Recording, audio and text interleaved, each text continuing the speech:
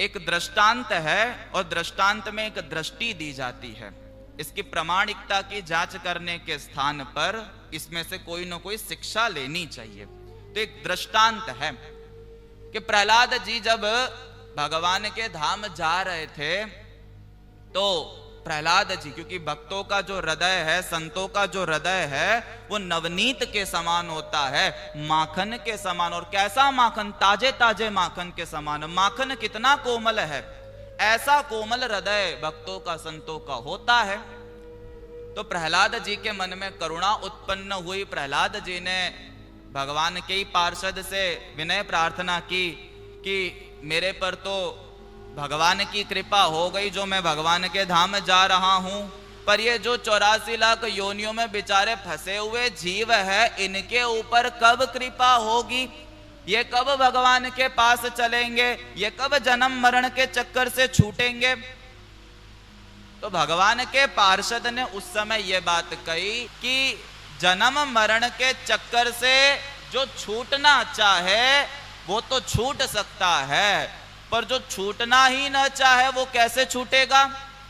जिसको ये दुखों की आदत बढ़ गई, जो दुखों के आदी हो गए, वो जन्म मरण के चक्कर से छूट सकते नहीं है। तो प्रहलाद जी प्रश्न कर रहे, ये दुखों की भी क्या किसी को आदत पड़ सकती है? कौन चाहेगा कि मुझे दुख मिले? कौन चाहेगा कि मैं दुखों में रचा पचा रहूं? कि आप अपनी तरफ से देख लो, जो भी जीव आपको सर्वाधिक दुख में, कष्ट में, प्रताड़ित पीड़ित दिखे, उसको जाके पूछ लो क्या वो तुम्हारे साथ भगवान के धाम चलना चाहता है कि नहीं। अगर चलना चाहे तो साथ में ले लो। प्रहलाद जी ने विचार किया, सर्वाधिक पीड़ित कष्ट में कौन है? तो सामने एक सूअर नाली में पड़ा, नाली के मल को खाता हुआ मिला। प्रहलाद जी को लगा बाकी सब तो फिर भी ठीक है, सबको कुछ कुछ सुविधा, कुछ कुछ सुख, कुछ कुछ भोग प्राप्त हुए, लेकिन इस बेचारे सुअर की तो देखो क्या गलती। नाली में, मल में खाने को भी क्या मिल रहा है? मल मिल रहा है, विष्ठा मिल रही है। ये कितना कष्ट में है।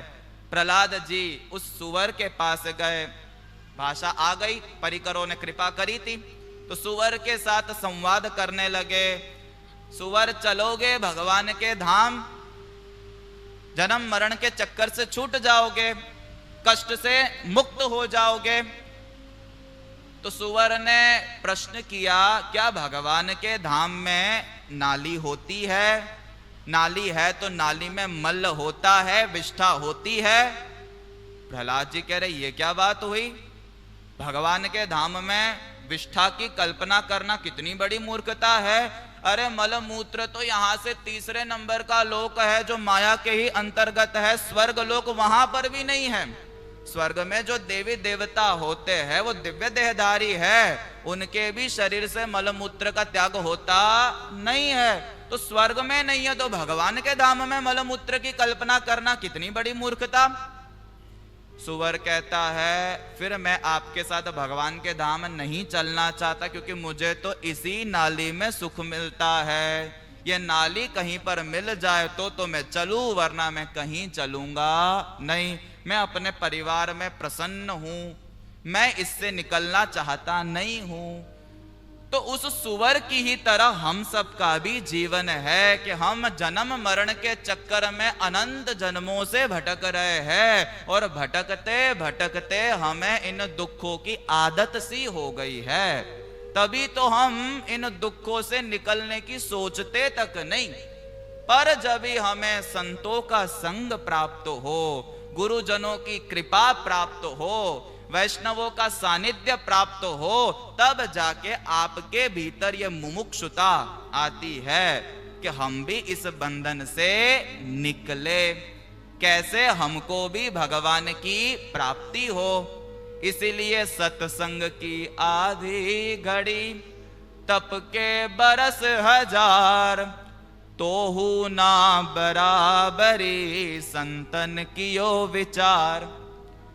संतों का संग और आधी घड़ी का संग और एक तरफ हजारों वर्षों की तपस्या, तो तपस्या से ज्यादा महिमा सत्संग की है, क्योंकि सत्संग की कृपा से आपके मन में भगवान को प्राप्त करने की इच्छा जागती है, और इस इच्छा के बिना भगवान नहीं मिलते।